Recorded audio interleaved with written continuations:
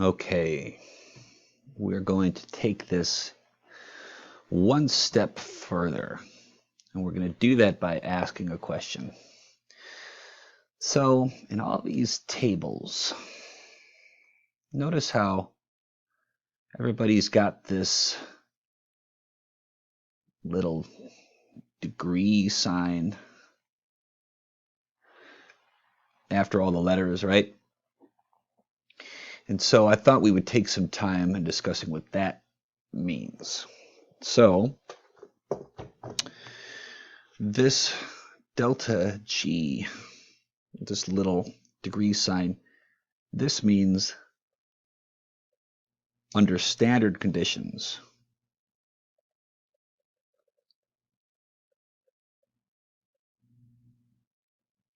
And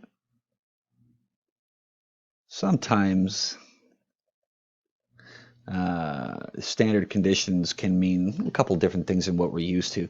We are used to using standard temperature and pressure, and that would be 0 degrees Celsius, otherwise known as 273 kelvins, and 1 atmosphere.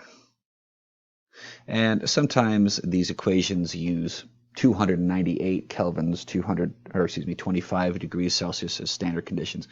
We're not going to worry about that so much because there is an equation that is going to deal with that for us.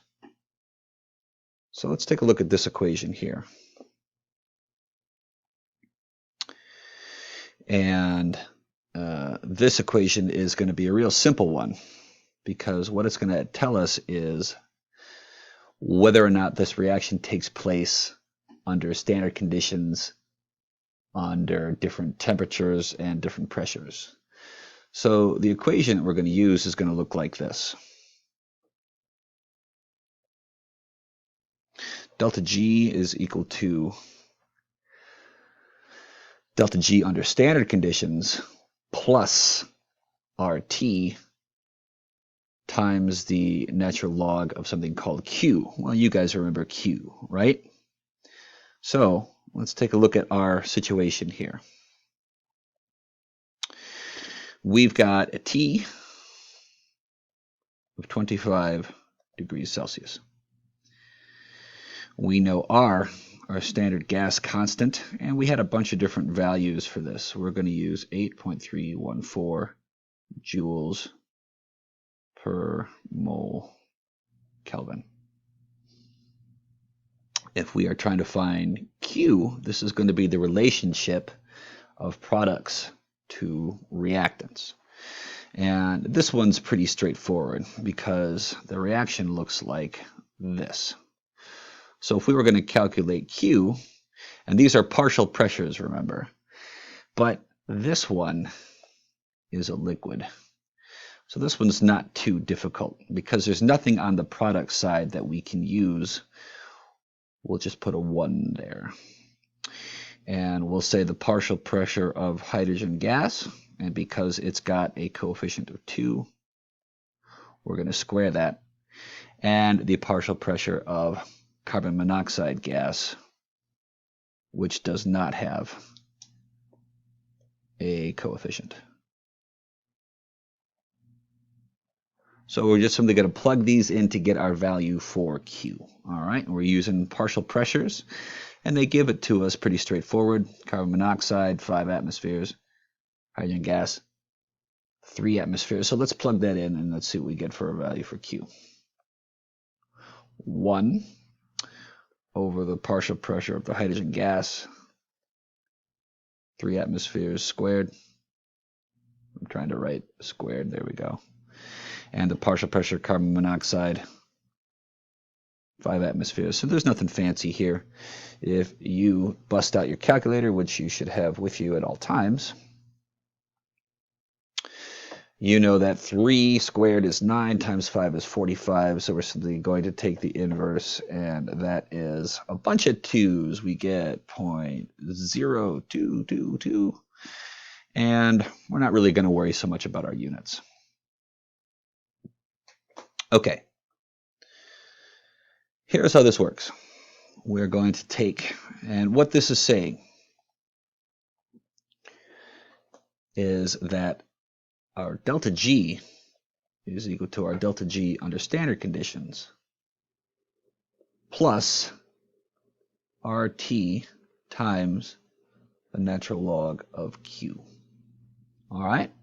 And so what we're saying here is, let's say that we know that the delta G for this reaction is fairly straightforward. I mean, we can go here. I got this problem right out of our text, and it tells us that the delta G of this entire reaction is negative 2.9 times 10 to the fourth joules, or let's write that down here. It's a very negative number, by the way. So let's say that our delta G of this reaction under standard conditions is negative 2.9 times 10 to the fourth. Let's make sure that's not up, negative 4 joules. Okay? You're probably saying, why do we want that in joules? Well, that's because this value for R is already in joules. All right? And so we want to keep our units consistent. So that's the delta G under standard conditions. It's already a very spontaneous reaction. What we're trying to find out here is if we do this at 25 degrees Celsius and with a Q that is a very small number, meaning that the ratio of products to reactants is very small, is that going to make this reaction more or less spontaneous? So let's plug everything in here. We said R 8.314 joules over moles Kelvin. We have a temperature of 25 degrees Celsius, that's 298 kelvins. We want to take the natural log of our Q, which is 0.022 repeating. All right, let's do that first. So we'll take the natural log of Q, and I left my scientific calculator at school, and they're not letting anybody in to get anything. So where is...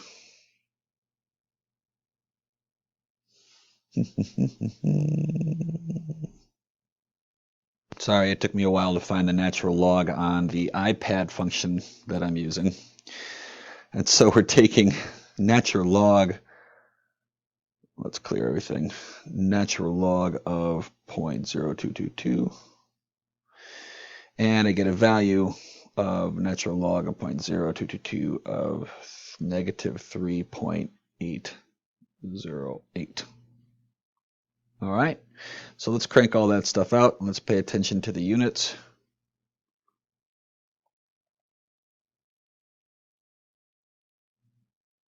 Let's do all this because we're going to add this right to our delta G. So we're going to say 8.314. Notice what the units do. Kelvins cancel. It's going to leave this in joules per mole, which is what we want. We can get it into kilojoules per mole very easily. So 8.314 times 298 times negative 3.808. I get a whole value for this big thing over here. That is negative 9,434.6. We're going to add that to our already negative 2.9 times 10 to the fourth. So, otherwise known as 29,000 plus 9,434.6. Get a value for delta G that is even more, negative 3.8 times 10 to the fourth. Since we took over our units, it's in joules per mole, and if you got to be a stickler for it, it's negative 3.8. 38 kilojoules per mole. Okay, that's all we're doing. So you want to be paying attention to your temperature and you want to be paying attention to your values for Q. We're going to do that just like we always did, and you know how to write the equilibrium expression for a reaction. Remember, if it's a solid or a liquid, it doesn't count. Okay, so try that, and I'll see you on the next session.